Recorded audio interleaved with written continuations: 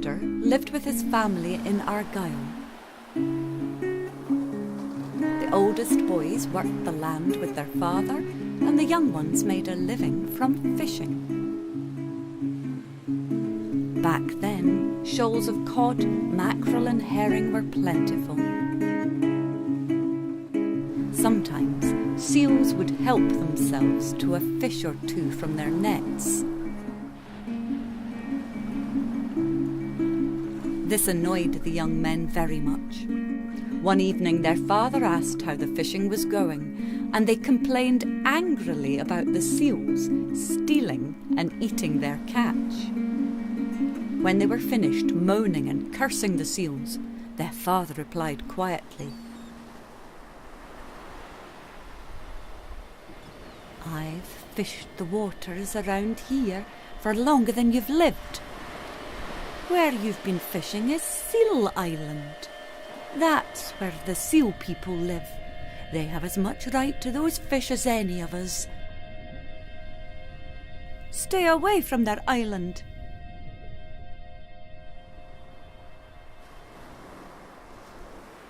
The boys knew their dad had a soft spot for the creatures.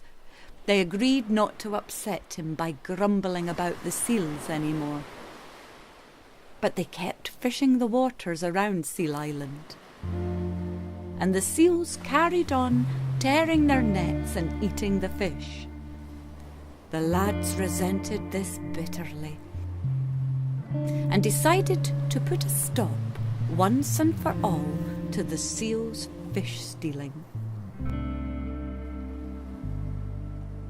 After dinner the next evening, they collected clubs from the woodshed and rowed out to the island.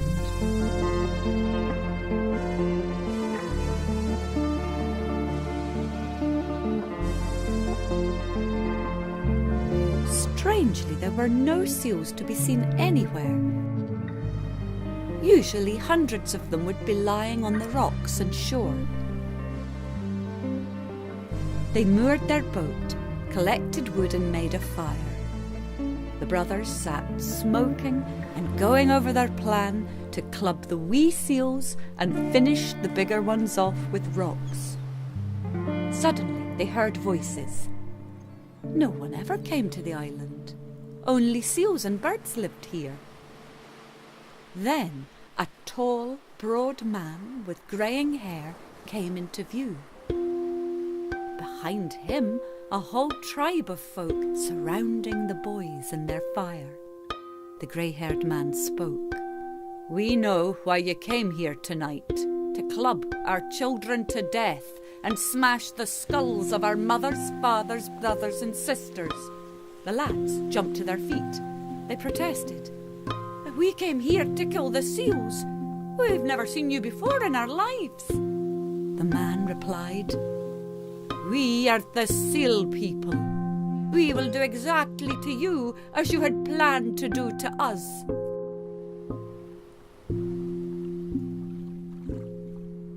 An old croaky voice interrupted from the beach. "Wait a minute! Stop, kinfolk!" An elderly, white-haired man pushed carefully through the colony of seal people. "Oh, when I was a young seal, just a pup, learning to hunt food, I was caught in their father's net, completely ensnared. I would have died if he hadn't untangled me and set me free. So you see, I and many of you wouldn't be here today if their kinsman had not saved my life. I owe it to him to save his sons' lives too." The old seal man turned to the three lads. "We see the fish you catch in your nets, and they are here to feed our children. This is our home. There are plenty of other places for you to go fishing." The grey-haired man turned to the boys.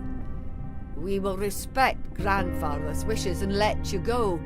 But if you bother us again, I cannot promise your safety in these waters."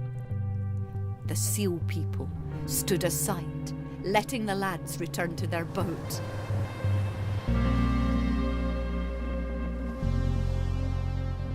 When they got back home, they were clearly shaken. Their father looked at them curiously. We were night fishing near Seal Island, Father. Oh, aye. Did you have any luck, boys? No. From now on, we'll leave it to the seals. We'll find new fishing grounds and leave the island to your seal folk. Father nodded and smiled. Aye, lads. There's plenty of fish in the sea for all of us.